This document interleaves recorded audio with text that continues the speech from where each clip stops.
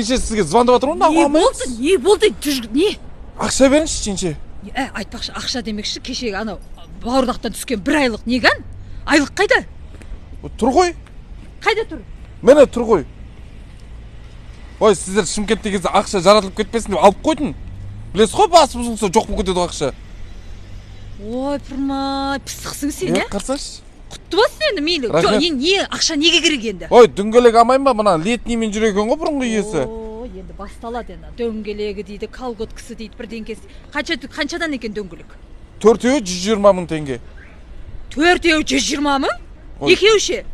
Екеуі 60 мың ғой. Онда екеуін аласыш. Өлі сосын жестен таймайын ба мен? Ой, таймайсың. Алдыңғы екеуіне екеуін қоя сал. Алдыңғы арба қайда дөңгелесе, соңғысы сонда дөңгелейді. Мынау тоқтаған екен, ана екеуі бүйтіп шығып кетпейтін шығар, алға қарай тайғанақтап. Болды, екеуін алсыш. Бекет.